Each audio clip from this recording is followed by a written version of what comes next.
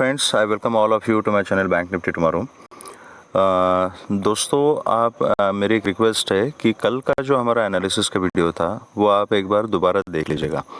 हमने जो condition discuss की थी, काफ़ी हद तक मार्केट ने उस तरीके से काम किया था, लेकिन आज का मार्केट थोड़ा सा ट्रिकी था क्योंकि मार्केट में न्यूज़ थी और न्यूज़ बेस्ड मार्केट में कुछ भी हो सकता है, अनप्रेडिक्टेड मूवमेंट्स हो सकती है, तो we have to be very cautious. तो कुछ इंपॉर्टेंट पॉइंट्स मैंने इसी को कंसिडर करके कल आपको बताए थे और दो दो तीन तीन बार मैंने आपको रिपीट करके बताया था कि आप चाहे कॉल में पोजीशन बनाओ, चाहे पुट में पोजीशन बनाओ, कहीं पर भी पोजीशन बनाइए आप, जो इम्पॉर्टेंट चीज़ है that is stop loss. Stop loss बहुत ही स्ट्रिक्टली मेंटेन करना है, ये कल के वीडियो में मैंने आपको बताया था।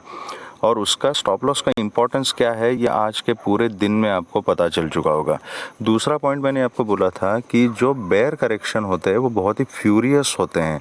अगर आपका स्टॉप लॉस नहीं है, आप किसी पोजीशन में ट्रैप हो जाओगे तो आपको मार्केट बाहर निकलने का मौका भी नहीं देगी, इतना रैपिडली मार्केट नीचे गिर सकती है। ये हमने बहुत क्लियरली डिस्कस किया था, आप दोबारा वीडियो सुन लीजिएगा, ठीक है। अब यहाँ पे देख रहे हो, ये जो एक कैंडल है, हमारी स्ट्रैटेजी है, हमारा जो सेटअप था, हम यहाँ पे एग्जीक्यूट नहीं कर पाए। रीज़न था कि हमने क्या डिस्कस किया था कि 950 के नीचे एक हमें कैंडल का क्लोजिंग मिल जाए, ओके। तो उस केस में क्या हो जाएगा, फिर बैंक निफ्टी बेरिश हो जाएगी और हम सेल साइड के लिए हम कोई ट्रेड ले सकते हैं। लेकिन यहाँ पर एक कैंडल जो बनी है ना, ये 600 पॉइंट की एक कैंडल बनी है, ठीक है।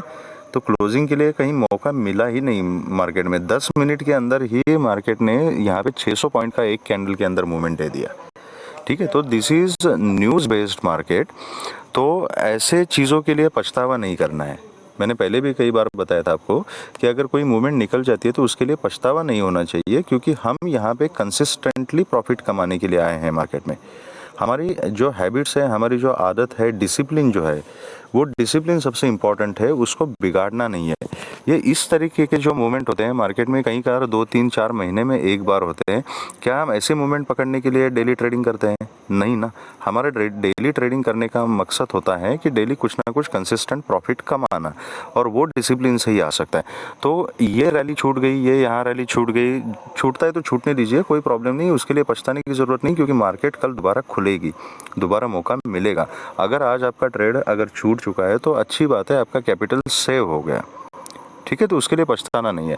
हमने क्या डिस्कस किया था कि कल अगर market 200-250 point gap up open हो जाती है तो प्राइस एक्शन को देखते हुए काम करना है। अगर ऊपर कहीं रिजेक्शन मिलता है तो यहाँ पर आप पुट की पोजीशन बना सकते हो और नीचे आप देख सकते हो कि कितनी बड़ी रैली हो चुकी है।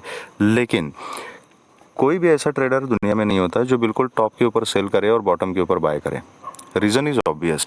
यहाँ पर मैं ट्रेंड लाइन को क्रॉस करने के बाद भी मैंने आपको बताया था कि पुट की पोजीशन में रिकमेंड नहीं करूँगा। ये 43,000 का जो जोन है, इनफैक्ट मैंने उसके नीचे भी बोला था कि 43,000 क्रॉस कर दिए तो 800 750 तक का जो एरिया है ये पूरे सपोर्ट जोन्स हैं, 750 से 830 तक का जो एरिया, ठीक है। तो इसलिए 900 के नीचे, 950 के नीचे 1 आवर की कैंडल का क्लोजिंग अगर मिलता है तो फिर बेरिशनेस आ जाएगी, मार्केट में वीकनेस आ जाएगी बहुत सारी, तो फिर हम सेल साइड के लिए सोच सकते हैं। लेकिन वो मौका हमें मार्केट ने नहीं दिया, यहाँ पे न्यूज़ थी। एनीवेज, तो अगर यहाँ पर आपने कोई बाइंग पोजीशन का प्लान किया है, कुछ किया है, और विदाउट स्टॉप लॉस अगर आप बाइंग पोजीशन में बैठे हो तो आप इमेजिन कर सकते हो कि ये क्या हो चुका है यहाँ पर। इसीलिए स्टॉप लॉस को यूज़ करना मार्केट में बहुत ही ज़्यादा इंपॉर्टेंट है। इसी चीज़ को मैंने कल 2 3 बार दोहराया था।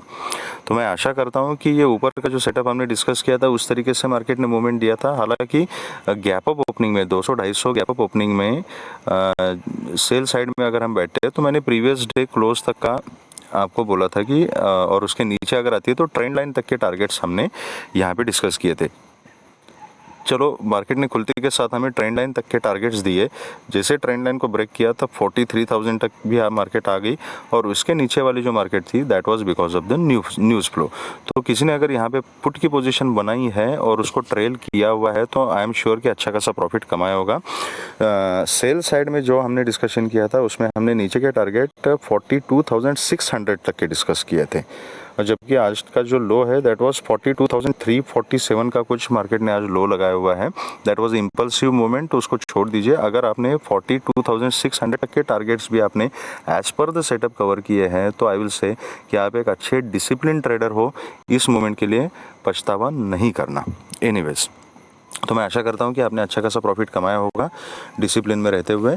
और अभी हम कल की बात करते हैं। तो कल के लिए सबसे पहले मैं कुछ कॉशंस आपको बताना चाहूँगा कि पहली बात तो ये है कि आज का मूवमेंट एक बिल्कुल अनयूजुअल एक मूवमेंट, एक बहुत ही तगड़े आले दर्जे का सेलिंग हमको देखने को मिला था।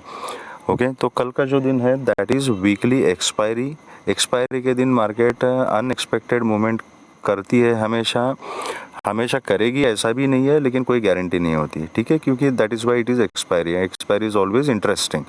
तो कल के दिन बस इतना याद रखना है, सबसे पहला इम्पॉर्टेंट गोल जो है वो ये होना चाहिए कि आज अगर प्रॉफिट आपने कमाया हुआ है तो आज के प्रॉफिट को कल गंवाना नहीं है, आज के प्रॉफिट को सेव करके रखना है, उसको गंवाना नहीं है। That is the first M.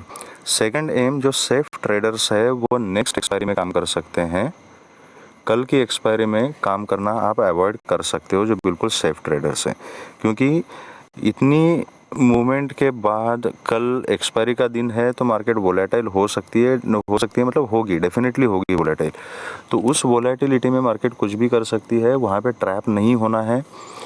तो नेक्स्ट एक्सपायरी में आप काम कर सकते हो। और करंट एक्सपायरी में अगर फिर भी आपको काम करना है तो पोजीशन साइजिंग जो है आपका, लॉट साइज जो है उसको बिल्कुल बेयर मिनिमम रखना है। अगर आप डेली 10 लॉट के साथ काम करते हो तो आई विल रिकमेंड कि कल मैक्सिमम टू मैक्सिमम 2 या 3 लॉट के साथ ही काम कीजिएगा, सिर्फ 20 to 30% क्वांटिटी में आप काम कीजिए। ओके, तो चलिए बात करते हैं कि कल हमने किस तरीके से अपनी स्ट्रैटेजी बनानी है और क्या करना है। तो दोस्तों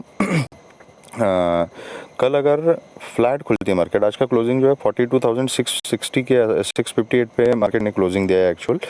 तो अगर इसी जोन में कहीं फ्लैट ओपन होती है मार्केट और 42,550 के नीचे एक 5 मिनट्स की कैंडल क्लोज हो जाती है, ठीक है, तो फिर आप एक with a very strict stop loss आप पुट की पोजीशन बना सकते हैं। नीचे के जो टारगेट रहेंगे आपके दैट वुड बी 42,400 का फर्स्ट टारगेट रहेगा, देन 42,330 का सेकंड टारगेट रहेगा, देन 42,200 का थर्ड टारगेट रहेगा। इसके नीचे आप इसको ट्रेल कर सकते हो, ठीक है। इसके नीचे भी अगर चली जाती है तो फिर 42,000 तक के टारगेट्स भी आपको देखने को मिल सकते हैं।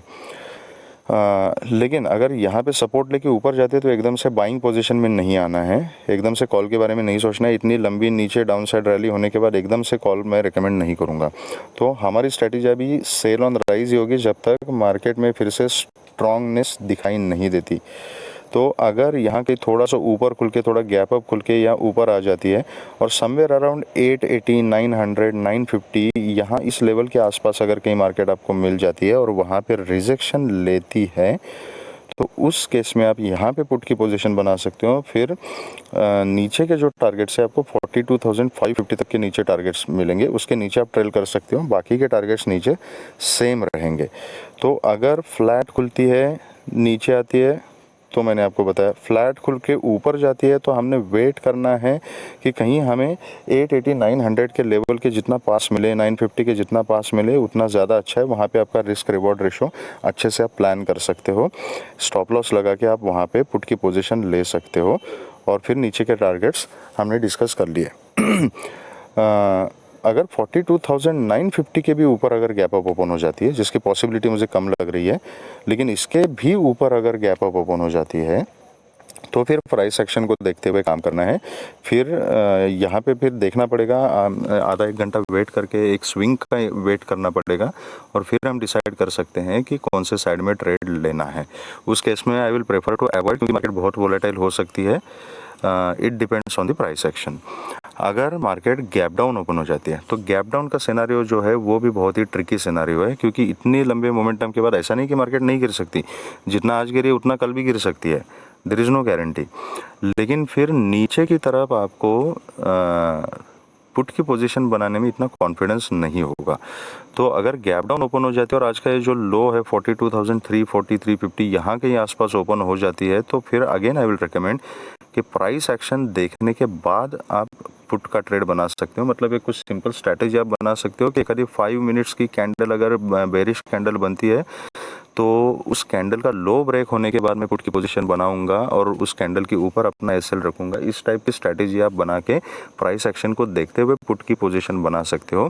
फिर गैप डाउन ओपनिंग में आपके नीचे के टारगेट्स फिर थोड़े से शिफ्ट हो जाएंगे। फिर इंस्टेड ऑफ 42,000 फिर 41,950 एंड 41,800 तक के भी टारगेट्स आपको नीचे की तरफ देखने को मिल सकते हैं अगर गैप डाउन ओपन होके फिर अपना bearish momentum bank Nifty continue करती है तो।